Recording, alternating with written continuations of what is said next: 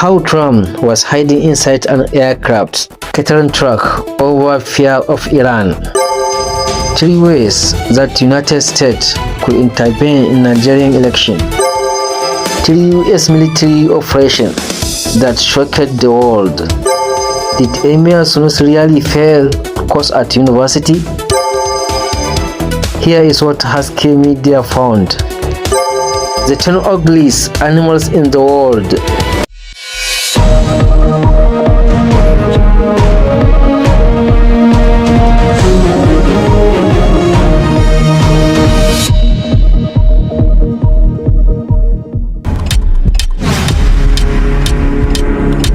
Welcome to the Haske Media World News. Here are the headlines you have just heard. And now the news in full with me, Shadal Muhammad Kabara. An American media outlets have reported that Donald Trump was secretly switched to another aircraft while leaving the NATO summit in Turkey last month as precaution against potential threat from Iran. Our correspondent, Lina Emanuel, has the full story. American media outlets have reported that Donald Trump was secretly switched to another aircraft while leaving the NATO summit in Turkey last month.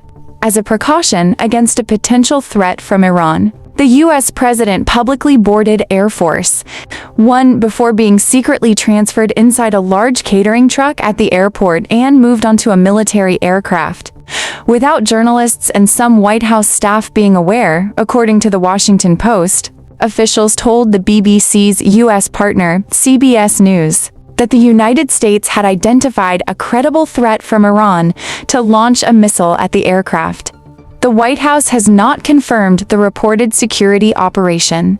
Trump had previously said that he was Iran's biggest target during the summit, which was held in Ankara. A catering truck was seen parked alongside Air Force One before it departed from Ankara. The secret operation came a day after the United States renewed military strikes against Iran following the collapse of talks between Washington and Tehran aimed at ending the war. Trump arrived in Turkey aboard a new Boeing 747-8 donated by Qatar, but announced that he would leave aboard the old Air Force One as scheduled.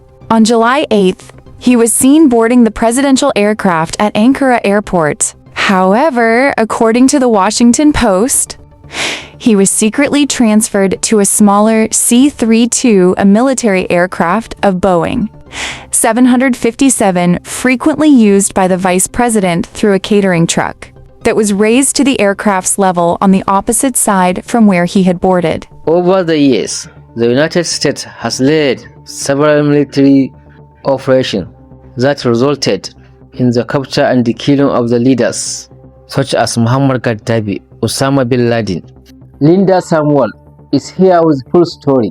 Over the years, the United States has led several military operations that resulted in the capture and killing of leaders of extremist groups, as well as former heads of state accused of committing serious crimes. Among the individuals targeted and subjected to such operations by the United States were former Iraqi President Saddam Hussein, former Libyan leader Muammar Gaddafi, and former al-Qaeda leader Osama bin Laden. U.S. intelligence agencies took extensive measures to ensure that they achieved their objectives of capturing or eliminating these leaders. But how were these extremely difficult operations carried out? The killing of Osama bin Laden. U.S. military and intelligence forces planned and carried out the operation that resulted in the capture and killing of Osama bin Laden. The former leader of al-Qaeda had spent years on the U.S. government's most wanted list over allegations of involvement in various crimes, including the major attacks of September 11, 2001 in the United States. The military operation, codenamed Neptune Spear, was planned over several months but was carried out within a matter of minutes in May 2011. As Nigeria approaches the 2027 election, international attention is increasingly focused on how the election will be conducted and whether the process will take place peacefully. Sarah Francis will bring you the details now. As Nigeria approaches the 2027 elections, international attention is increasingly focused on how the elections will be conducted and whether the process will take place peacefully. Among the countries with an important relationship with Nigeria is the United States, which considers Nigeria one of its major partners in Africa, particularly in the areas of security, the economy, and the fight against terrorism. However, what has attracted even more attention is the way some Nigerian opposition figures have begun seeking U.S. assistance and calling for American intervention over issues they allege are taking place in Nigeria's political sphere.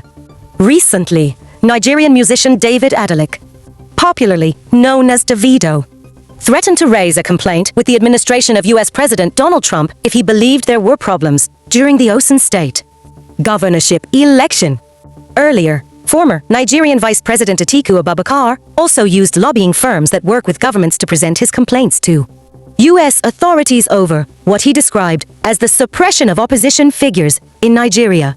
The development sparked controversy and a war of words between him and the Nigerian government.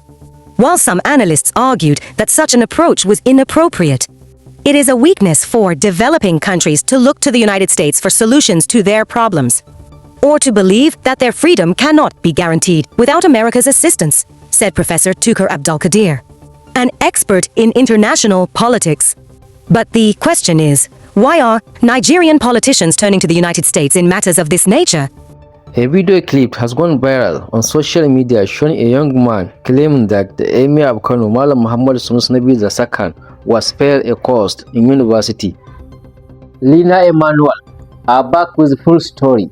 A video clip has gone viral on social media showing a young man claiming that the entourage of the Emir of Kano, Muhammadu Sanusi II, arrived at the university where the Emir is studying to settle the matter after the Emir was allegedly given a carryover in one of his courses. The video was widely shared across several social media platforms, sparking debate over why the Emir would have failed a course in his studies. In the 26-second video, the young man can be heard saying, "As you can see, the king was given a carryover. He has come with his people, and they are going to settle the matter.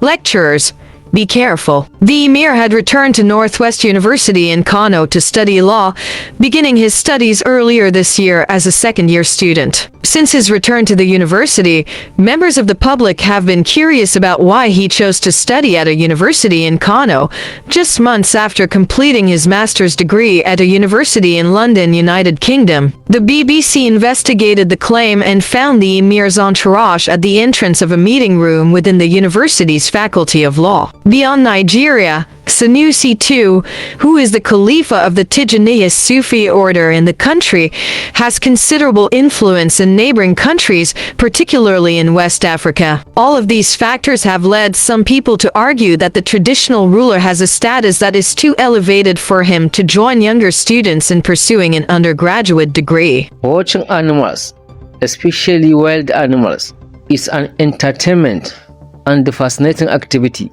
which is why wealthy people often venture into forests to observe them and their behaviors. Our correspondent, Lina Emmanuel, has the full story. Watching animals, especially wild animals, is an entertaining and fascinating activity, which is why wealthy people often venture into forests to observe them and their behaviors. However, not every animal is pleasant to look at. Some may be described as unattractive or even ugly, yet they still possess unique and fascinating characteristics. There are many creatures living in forests, oceans, and lakes whose appearances are remarkably different from the animals we are used to seeing. Many people are naturally drawn to wild animals that have human baby-like features, such a small nose and a round face, because these traits remind us of infants, whom we tend to find adorable. This is where we come to the end of the news today. Thank you for watching. See you next time.